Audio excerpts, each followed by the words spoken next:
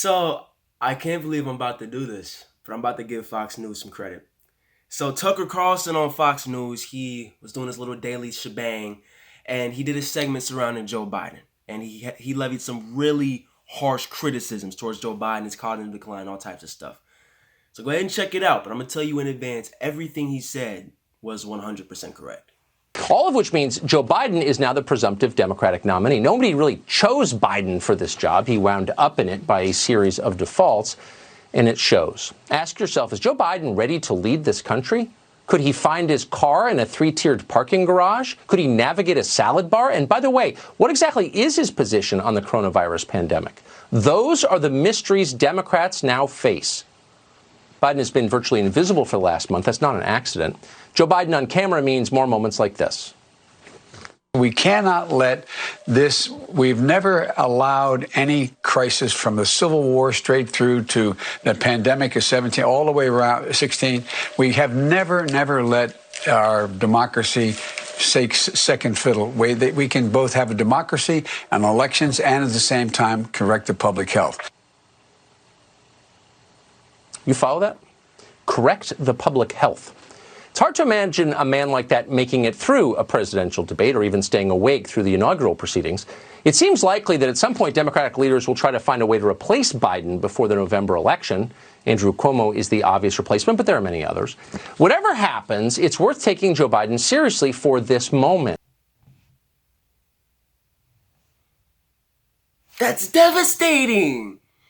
Because what's the defense to that? Are they wrong? Are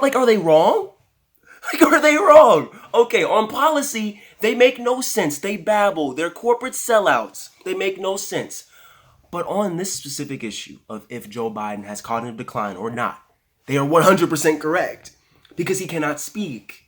He played the clip for you, right? Showing that on coronavirus, he has no real stance. He's not saying anything in terms of actionable policy. They're trying to stay afloat. They're trying to offer the steady hand type of fake mask, but in reality, they're saying nothing of consequence. Because they realize if he goes on and actually tries to speak substance, he can't put it together. He's not all the way there in the head. That's undeniable. And even beyond the fact that for the next 7 months, all the way until November, they're going to hammer this over and over and over again. The right-wing media, Trump, his whole campaign, the whole Republican establishment, they're going to hammer this home. That he can't speak, he's inept, cognitive decline. He's not fit to be in serve in presidential office. Even beyond that, understand, Joe Biden's policies are terrible. They're terrible. His record is terrible. What he stood for his entire career is terrible. The corruption, he's Hillary 2.0. Everything that Hillary lost on, the fact that she was corrupt and she was an insider, Joe is that and more. He's a worse version of Hillary Clinton.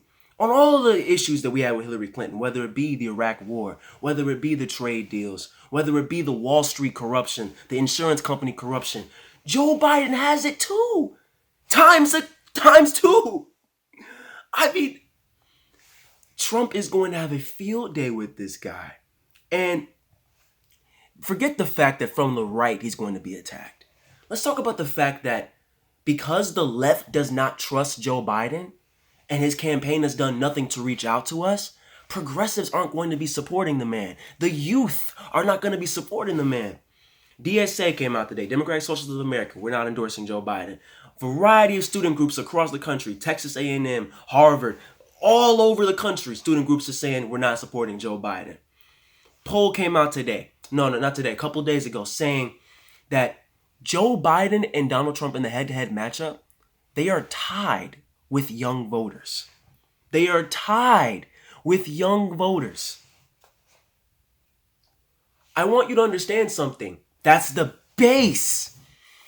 The Democratic Party, they win young voters. We're the most progressive. In fact, our generation is the most progressive American generation in history.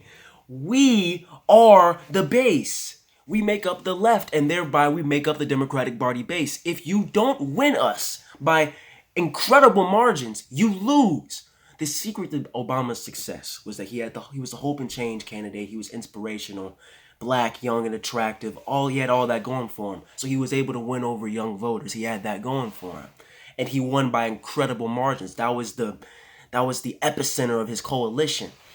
If Joe Biden doesn't have that going for him, he will lose. If he doesn't turn out the progressive base, which is a huge chunk of the Democratic Party, he will lose. So now he's getting attacked from the right. He's not going to win independents. He's not going to win the right wing because they're making clear and honestly correct attacks against him. And then from the left, this guy has no support either. We don't trust him. We don't trust him for the same reasons the right doesn't trust him. Because he's corrupt, because he's disastrous, because he's never been there on the right side of history on the issues of consequence for 40 years. Immigration, healthcare, education, workers' rights, etc., etc., etc. And it shows. It honestly shows. And the writing is on the wall. It's really on the wall, man.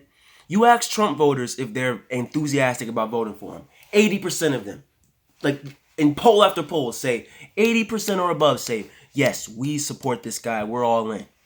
I am either somewhat or very enthusiastic about voting for him. You ask Biden voters, it's just over half.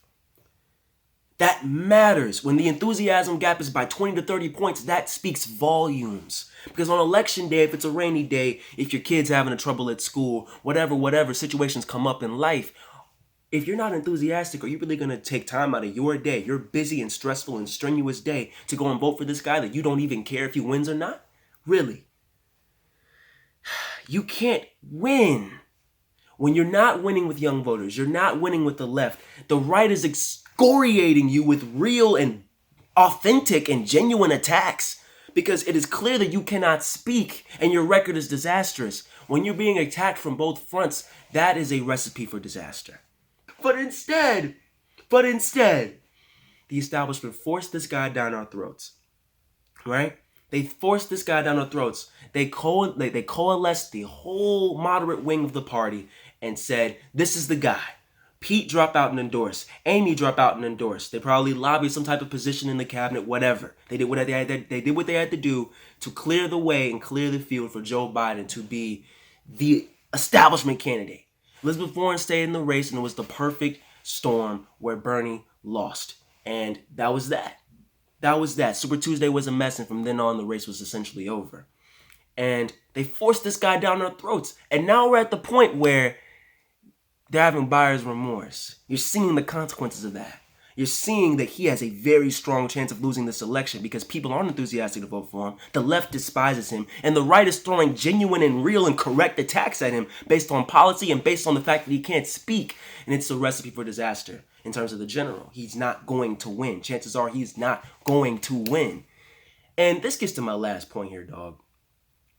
The establishment, the Democratic Party establishment, Nancy Pelosi, Chuck Schumer, Joe Biden, Hillary Clinton, all these guys, even Obama, a lot of them in there. I think they would rather lose the general election and steal the nomination from Bernie than let Bernie win.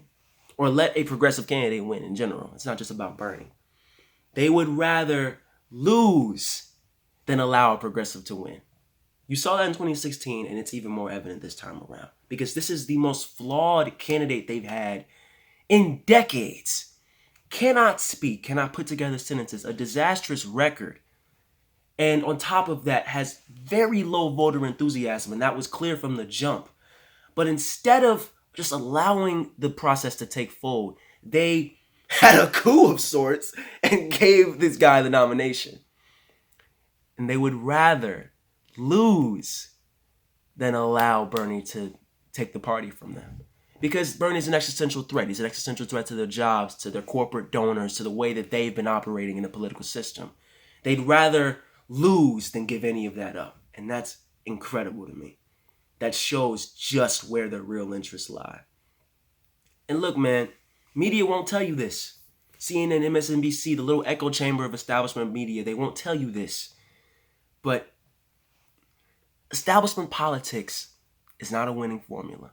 It hasn't been for years now. This is a new era. It's a new progressive era. Look, man, this is a new political era. And in these times, you can't win with the same old. You can't win with the status quo. People won't stand for it. People want real, authentic, and progressive change. They want to be told how you're going to help my life, and in specific and detailed and authentic ways, with a record that shows that for your entire career, you're not BSing them, you stood for them as well. The policy has to be there and the record has to be there. And you have to tell it to them how it is. Establishment politics isn't the way forward. Bernie and his style of politics, that's the way forward. And it's abundantly clear, man. It's abundantly clear. Yeah, we riding. Yeah, you know we vibing. Bitch, we just live.